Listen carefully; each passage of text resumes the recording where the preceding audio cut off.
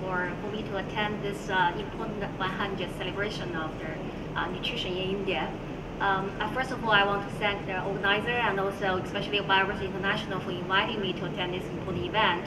And it is my second time to come to the Hyderabad, and I'm very pleased to see many of our partners for the Future Smart Food Initiative, including FAORAB International, including the ICRISAD, and also the Somina Foundation, etc.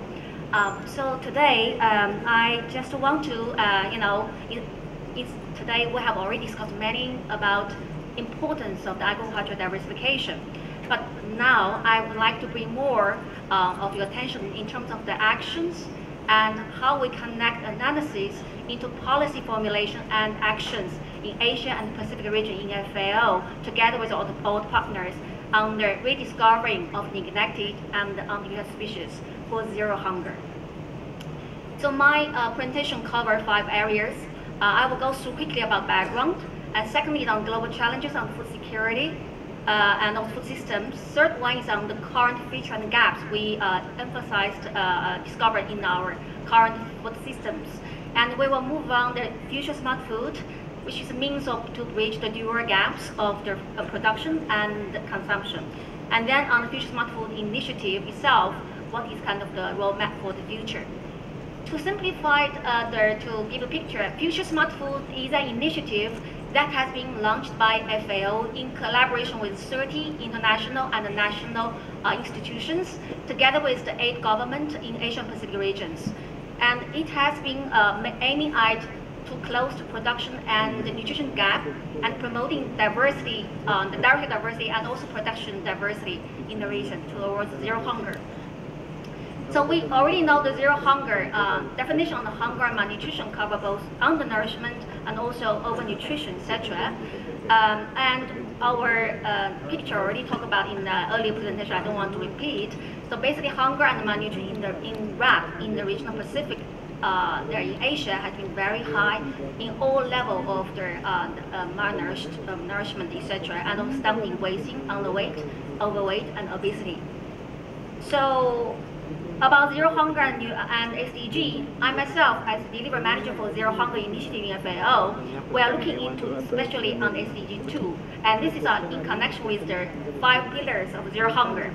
And what we especially focused on is one is on the policy on the national food security nutrition strategy. Second part is on the data analysis and monitoring. Third one is on the strengthening the sustainable agricultural diversification. And Future Smart Food is one of the major components under this category of the third part of the Zero Hunger Initiative in FAO. So global challenges on food system we have discussed quite a bit already, not only under, but I want just to highlight both supply constraint and the demand constraint. So we'll look at these two things to see what is the kind of the gap of the current food system. So look at supply constraint. Climate change have a huge impact on the production. And we have this declining agricultural diversity, and we illustrated earlier. We have this global soil erosion and degradation, and also the water stress issue. These are all giving the very high pressure on the supply side. If I look at the demand side, we know the population growth. We have this urbanization issue. We have this rising income, and also we have changing diet because of their this kind of income generation, etc. So these are the kind of the current trend in terms of demand side. So what is current situation of the feature and also gaps of this food system itself? This is something key we want to look into when we formulate this Future Smart Food Initiative. So we look at what is current production diversity. A lot of the countries we have focused on, we did in terms of the Myanmar, Nepal, Laos, and Cambodia. We look at these countries, the production diversity is very low in all these countries. And these are the countries where have very high level of the malnutrition, especially stunting rate, and also the wasting, etc. So look at the dietary diversity is very low as well. What we can see is that if you look at recommended daily intake, except cereal, all other items like the pulses and legumes, like the fat and oil vegetable foods are much lower than the recommendation. So these are the alarming issues of the dietary diversity in these countries. So here is a feature that in this current food system, malnutrition will maintain if this kind of disconnect between the dietary diversity and production diversity will continue to coexist. So this is the feature itself, and leading cause of this persistence of malnutrition is poor dietary diversity, and also this very low level of their production diversity. So look, this is one example just to show the correlation between the malnutrition, especially the stunting rate, and also the rice consumption in Lao PDR. It shows the statistics shows a high correlation between the malnutrition indicator with rice consumption. So you look at this Lao PDR, about 80% of the places are producing rice, and 80% of the consumption are only rice alone. So this is quite alarming. The example we can see. So the gaps that we have discovered is both production gap and also nutrition gap. If we continue to have the current pattern of the system, which expecting the doubling yield in 2050, which will require annual yield growth rate of more than 1.7%, and current of the food production system will never reach in terms of production. And if you look at nutrition gap, increasing production of stable crops is not enough to accelerate the production in terms of malnutrition, the issue. So these gaps means we have to have paradigm shift, and current system is not possible to achieve zero hunger. So this is the background that we have this formulation of the Future Smart Food Initiative. And this initiative, the concept of Future Smart Food, is the neglected and underutilized species that are meeting with the 4 criteria. The first one is a nutrition dense. Nutrition dense is the first criteria. Second one is on climate resilience. The third one is on the economic viability, and number 4 is a locally available or adaptable. This is referred to indigenous people. So these are the 4-dimensional the selection that when we screen the older agricultural diversification. And this availability we have seen already, out of the more than 30,000 edible plants species, only 7,000 has been already kind of used as a food, and only over 100 has been used as a daily the intake currently. So how we can really utilize these huge hidden treasures? These are the major the target. And this multi-dimensional benefit of the Future Smart Food on the 4 dimensions, I will just give you some of the examples. There is comparison between their selected Future Smart Food with the rice and comparison. Just to look at the folate, you can see like chickpeas, like mung beans and nung beans, comparing to their counterpart of the white rice, more than 70 times comparing to the white rice. And the same thing for the protein, dietary fibers, and iron, very highly nutritious in terms of their content. And here is one example of the health benefit of applying the Future Smart Food into our diet.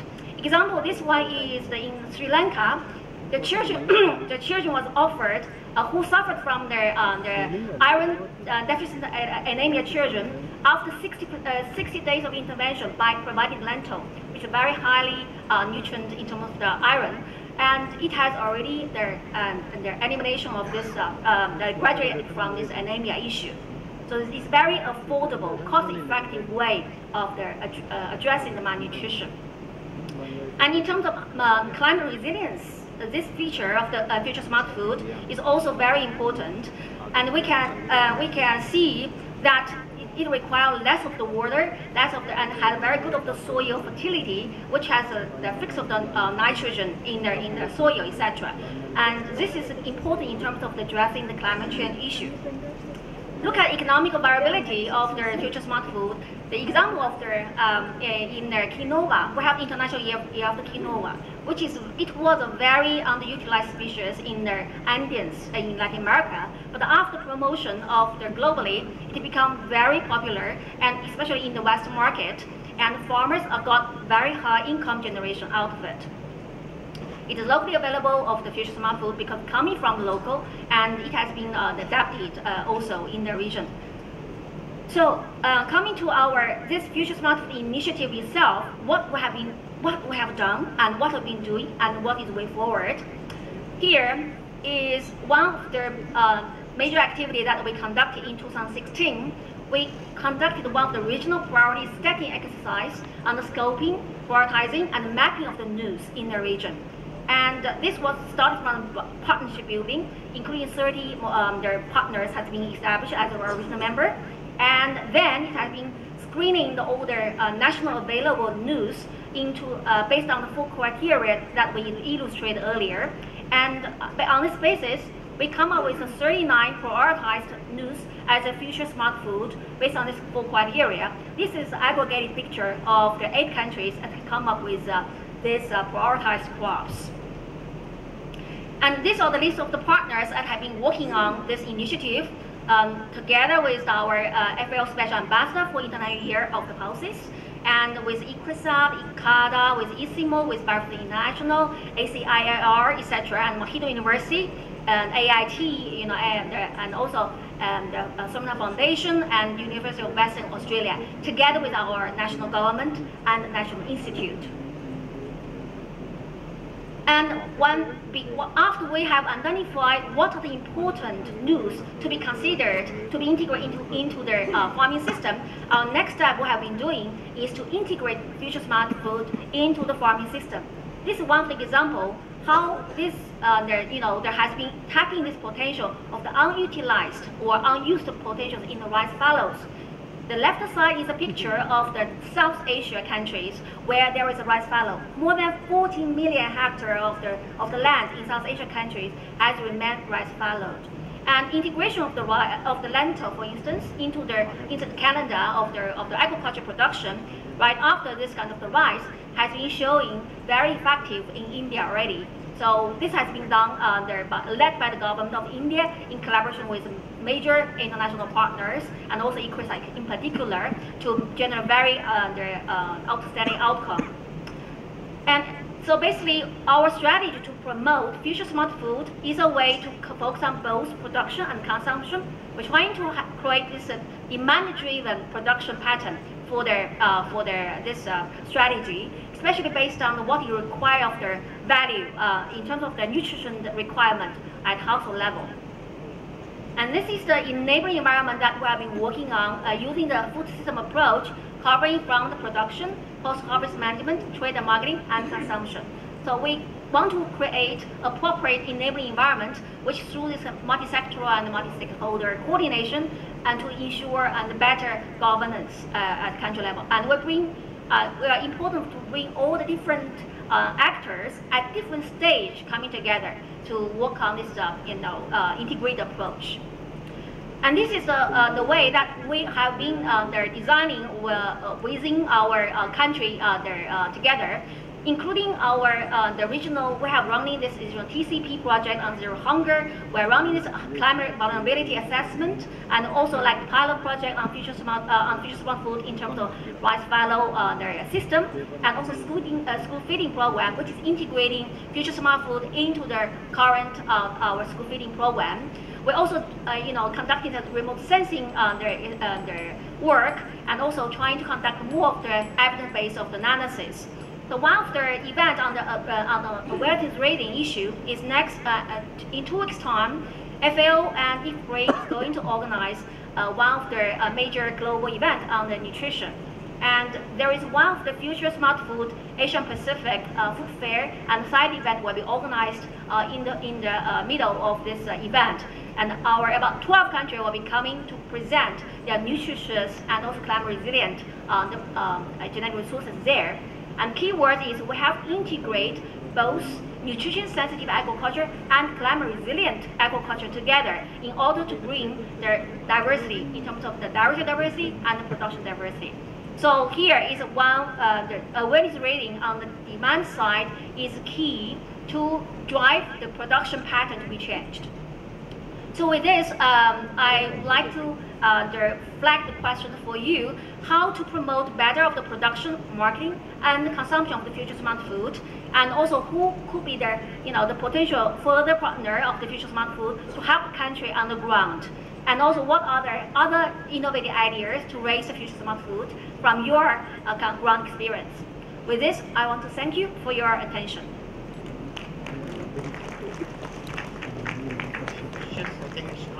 Okay, thank you very much. Actually, the 8 countries that has been the original member for this one, they are chosen because they have the more serious problem of their hunger and malnutrition, and that was kind of original kind of status. With now, over the time, we have received a lot of requests from the country to sign off to this initiative. Even the Pacific Island country as a whole, of the 14 countries would like to sign off. So right now we are planning to organize capacity building to support countries to employ this 4-dimensional criteria for the countries to look into screen the national available material first, and then looking into the in situ analysis later on. So this is one of the things that we are planning to do. And so if the countries have the strong request, they will be able to send their initiative to us, and we'll be able to factor in our next program. Yeah. But this is on the production side. At methodological wise, we are ready to support the countries. In terms of the consumption, and especially the marketing, agro-processing and marketing and consumption, this one we are going to support countries to integrate into their big fair, regional or international fair. So that will open for all the countries eventually. Thank you. Other questions? In fact, some of the failure of either market failure or institutional failure that we have suffering, but we will say at that time when those kind of the intervention was introduced, it was smart at that context. We should recognize the importance of, for instance, like the Green Revolution. At that time, it played its role. But right now, we are at different stage to correct of the market failure or food system failure, and we need to think about in a more forward-looking. And right now, I would say we need to address current and look into the future, and we're doing it in the right way right now. At least the country, especially, I'm very happy that our member states, like Myanmar, like the Cambodia, like Nepal, and also like Laos PDR, they have, the government has already kind of made a strong commitment to mainstream the agricultural diversification into the food security nutrition strategy right now. For instance, like Laos PDR, the minister, last year in FAO conference, he committed that we are going to strengthen this future smart food in the national context. We're looking to, if the government has a strong commitment, we will see the policy change, which is very important to create enabling environment. The reason I flagged this was we were all talking about nutrition. Thank you very much. In fact, urban poor is one of the areas that we are currently looking into, especially the urban food system. You're going to see this the analysis in the coming year about it. So we are running this kind of analysis based on what is the urban people, what the kind of the food composition they are doing, and also based on the survey.